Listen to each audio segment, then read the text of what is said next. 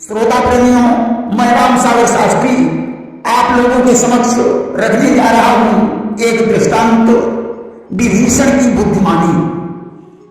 देखिए, जय और विजय को जिस समय भृगु ऋषि ने निशाचर होने का साथ दे दिया तो वे रावण और कुंभकर्ण बनकर विश्रवा के यहां उत्पन्न हुए। इनमें तीसरा भाई विभीषण था। तीनों भाइयों ने मिलकर ब्रह्मा जी की कठोर तपस्या की। ब्रह्मा जी सबसे पहले रावण के समक्ष प्रकट हुए। उन्होंने कहा, वत्स, तुम्हारी तपस्या पूर्ण हो चुकी है, अब तो हमसे कोई वरदान मांगो। तो जानते हो रावण ने क्या वरदान मांगा कि हम काहू के मरई न मारे और बानर मनुज जाति दुई बारे। रावण बोला, विधाता, बंदर और मनुष्य को छोड़कर मैं किसी के हाथों से न मारा हूं। ब्रह्मा जी ने एवं मस्त कह दिया और कुंभकर्ण के पास चले गए। उसका विशाल शरीर देखकर ब्रह्मा जी विचार करने लगे कि अगर कुंभकर्ण रोज भोजन करेगा तो सारा संसार उजड़ हो जाएगा। आज उन्होंने सरस्वती का ध्यान किया। सरस्वती ने उसकी बुद्धि को पलट दिया। कुंभकर्ण ब्रह्मा जी से 6 महीने जागने का और 1 दिन सोने का वरदान मांगना चाहता था, परंतु सरस्वती की कृपा से उसने 6 महीने सोने और 1 दिन जागने का वरदान मांगा। ब्रह्मा जी ने एक वस्तु कह दिया और विभीषण के पास चले गए। विभीषण ने राम के चरणों में अनुराग मांगा। रावण इस वरदान से संतुष्ट रहा। तीनों भाई इस समय गृहस्थ बनकर लंका में निवास करने लगे। उस समय विभीषण जी ने अपने घर की दीवार पर राम का नाम लिखवा दिया, क्योंकि विभीषण जानते थे कि ये सारा संसार असार है, यहां राम का नाम ही सार है। राम को तो राम के नाम से सत्य नफरत थी। जिस समय उसे मालूम हुआ कि विभीषण ने अपने द्वार पर राम का नाम लिखवाया है, रावण ने हाथ में तलवार उठाई और विभीषण के द्वार पर पहुंचा कि लई तलवार दशानन भावा और तत्क्षण द्वार भ्रात के आवा। उसने देखा कि दरवाजा बंद है। जोर से आवाज लगाई, विभीषण बाहर निकल, आज मैं तुझे जिंदा नहीं छोड़ूंगा।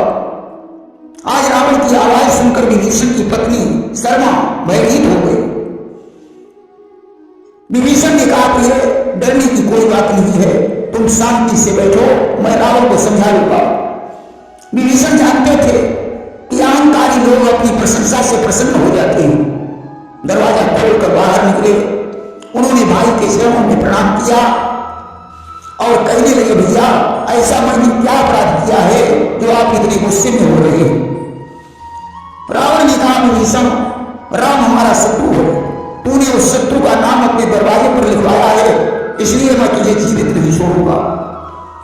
विभीषण विचार करने लगे कि रावण अहंकारी है, इसके सामने राम के नाम की व्याख्या करना बेकार है। अगर हम ये कहेंगे कि भैया संसार में राम नाम के अतिरिक्त कुछ सार नहीं है, तो रावण या तो मुझे मार डालेगा या लंका से बाहर निकाल देगा। अतः मुझे राम नाम की व्याख्या में परिवर्तन करना पड़ेगा। विभीषण बोले, भैया, राम शब्द का अर्थ सिर्फ मैं जानता हूं। जिस नाम को आप शत्रु समझ रहे हैं, ये वो नाम नहीं है। रावण ने कहा, विभीषण, तो इस नाम का क्या मतलब है? विभीषण ने कहा, भैया, मेरे लिए तो आप ही महान हैं, हमारी भाभी मंदोदरी महान है। मैंने संक्षिप्त में 2 अक्षरों का प्रयोग करके आपकी महानता को व्यक्त किया है और आप नाराज हो रहे हैं। आप तो प्रकांड ज्योतिषी हैं, फिर भी आप राम का अर्थ नहीं समझ पा रहे हैं। ज्योतिष शास्त्र के अनुसार नाम का पहला अक्षर ही महत्वपूर्ण होता है। ज्योतिष शास्त्र में 108 अक्षरों का प्रयोग होता है। 27 नक्षत्रों के 4-4 चरण होते हैं। प्रत्येक नाम नक्षत्र के चरण के अनुसार रखा जाता है, जिसमें पहला अक्षर ही सार्थक है। 12 राशियों में प्रत्येक राशि के लिए 9 अक्षर प्रयुक्त होते हैं। भैया, आपका नाम चित्रा नक्षत्र के प्रथम चरण के अनुसार आता है, जिसमें रा अक्षर मिलता है, और मंदोदरी भाभी का नाम मघा नक्षत्र के प्रथम चरण के अनुसार आता है, जिसमें मां अक्षर पाया जाता है। होंगे कि राम माने रावण और मां माने मंदोदरी होता। किराते रावण नाम तुम्हारा और माते मंदोदरी बिचारा। मैंने तो आपका और भाभी मंदोदरी का नाम लिखा है और आप नाराज हो गए। रावण की बात समझ में आ गई। उसने तलवार को म्यान में रख लिया और विभीषण की प्रशंसा करने लगा कि अगर भाई हो तो तेरे जैसा हो जिसने अपनी दीवार पर मेरा नाम और मेरी पत्नी का नाम लिख रखा है। रावण इतना कहकर वापस चला गया। विभीषण ने चैन की सांस ली, भगवान से क्षमा मांगी, प्रभु मुझे माफ करना, अगर मैं तुम्हारी महिमा का गुणगान करता तो यह दुष्ट मुझे अभी मार डालता। देखिए लंका में जब हनुमान जी गए तो सारी रात सीता को ढूंढते रहे। विभीषण के द्वार पर उन्होंने राम का नाम लिखा देखा तो विचार करने लगे कि लंका निशाचरों की नगरी है, इसमें राम भक्त कहां से उत्पन्न हो गया। जिस नगरी में रावण जैसा अहंकारी राक्षस रहता हो वहां राम का नाम लिखने की सामर्थ्य भला किसमें हो सकती है। देखिए तुलसीदास जी ने मानस में एक दोहा लिखा है कि रामायुध अंकित ग्रह शोभा पर न जाय, नव तुलसी का वृंदता देखी हर्ष कपिराई। विभीषण के द्वार पर राम का नाम नहीं बल्कि राम के अस्त्रों के चिन्ह बने हुए थे। भवन में तुलसी के वृक्ष लगे हुए थे जिन्हें देखकर हनुमान जी बड़े प्रसन्न हुए। परंतु अन्य रामायणों में राम नाम के अंकन की चर्चा की गई है। आज हनुमान जी विचार करते हैं कि सज्जन पुरुष से मिलने में कोई हानि नहीं हो सकती। वे ब्राह्मण का वेश बनाकर विभीषण से मिले और पूछने लगे कि हे भक्तराज,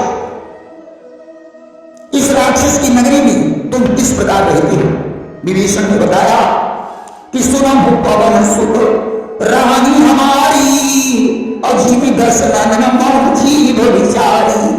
हे पवन पुत्र, मैं लंका में उसी प्रकार से रहता हूं जैसे 32 नाकों के बीच में जिभ्या रहती है। आज विभीषण जी ने हनुमान को सीता से मिलने की युक्ति बताई। उसी युक्ति से हनुमान जी सीता से मिले।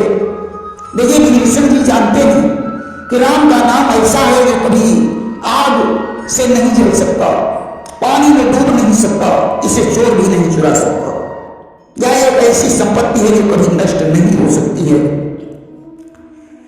इसीलिए हनुमान जी ने जिस समय लंका में आग लगाई तो सारी लंका जलकर भस्म हो गई, परंतु विभीषण के घर पर आंच तक नहीं आई। कि राम विमुख लंकेश की स्वर्ण लंक भई छार, बची विभीषण की कुटी राम नाम आधार। राम के नाम ने तो समुद्र पर 100 योजन का पुल बना दिया। राम का नाम लेने वाला प्रहलाद पर्वत से गिराया गया, समुद्र में फेंका गया, हाथियों से कुचलाया गया, सर्पों के ऊपर लुटाया गया, उसे जहर का प्याला भी पिलाया गया, उसे आग में जलाया गया, परंतु उस राम नाम के दीवाने का बाल विवाह का नहीं हुआ। अगर हम राम और राम के नाम में तुलना करें तो राम का नाम राम से भी बड़ा है। कि कर्म कहालो नाम बड़ाई और राम न सकल नाम गुण गाई।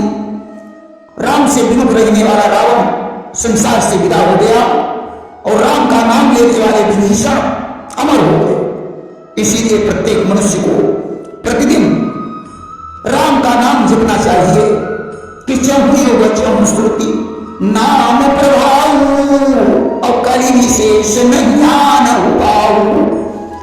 चारों युगों में चारों वेदों में नाम का प्रभाव बताया गया है। कलयुग में राम का नाम जपने से अच्छा कोई दूसरा उपाय नहीं है। कि नाम जपने की महिमा बड़ी, नाम जप ले घड़ी दो घड़ी हो। नाम जपने की महिमा बड़ी, नाम जप ले घड़ी दो घड़ी। राम का नाम लेकर पापी अजामिल विमान पर बैठकर स्वर्गधाम को चला गया। कलयुग में केवल राम का नाम ही आधार है।